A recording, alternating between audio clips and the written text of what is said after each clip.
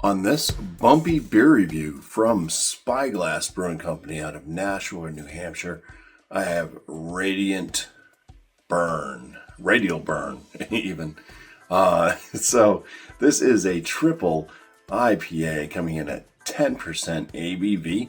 The hops that are on it, or in it even, New England, Jesus. Just can't win here.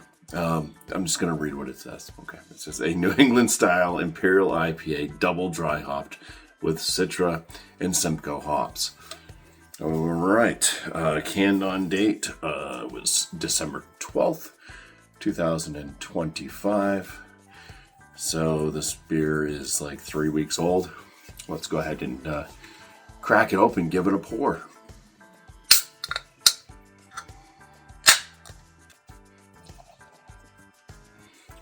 Okay, that is a nice looking brew. It's got this kind of off-white creamy head, very tight knit bubbles. The color of the beer itself, it's got a nice yellowish coloration to it. On my side it looks a little bit more murky, maybe a little bit more orange. I think it looks more like orange juice for what's being shown on camera, just because the way the lighting is. But yeah, nice looking brew. It does seem to have plenty of aromatics coming out of this. So let's try to talk about some of them. I get kind of like a candied Pez like type thing, like Pez candy, maybe a little whiff of like a strawberry there. And it's Citra and Simcoe, so mango to peach, a little passion fruit,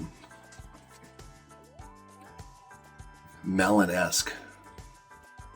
All right, well, it seems to have a lot of aromas going for it. All seem to be mostly on the fruity side there, with only listing 2 hops. So, all right. Let's dive in for the first sip, so cheers. All right. It's like my first time, like when I had ever had like an other half beer or something. It's extremely kind of smooth, lifty, like floaty, cloud-like palate. Well carbonated with very fizzy bubbles. I'd say the body, it just feels like it's medium. I didn't want to get to it right away, but it's now starting to hit me. There is a little bit of a warming in the chest, so like a touch of an alcohol, but very juicy flavors coming out of this one. It's like orange juice and peach. Maybe a little bit of like a melon.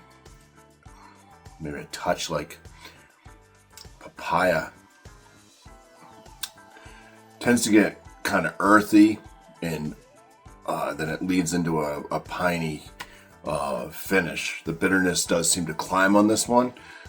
So I'd say the bitterness level, it's up there. It's got a good bite to it, but it does take it takes a little stride to get there. Oh yeah, that alcohol does hit.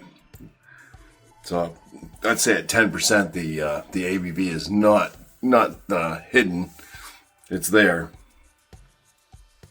It's warm, but the alcoholic type flavor notes, I think, are well hidden within the flavors from the hops and the malt. Yeah, maybe just a little bit of like a wheat kind of slight bready malt presence.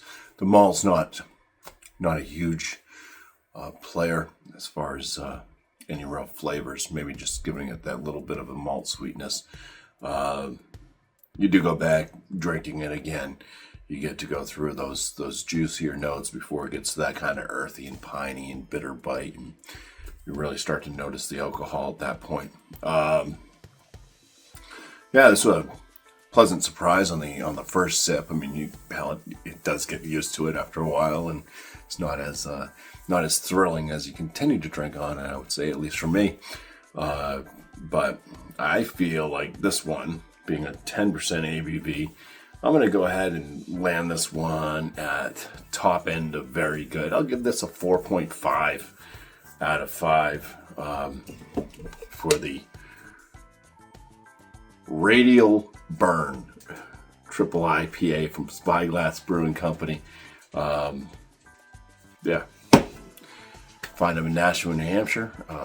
Find their cans distributed throughout. I'm not sure exactly how far Spyglass goes, but this is one I would say pick up if you're into big IPAs, New England style IPAs and stuff. So cheers, and thanks for watching.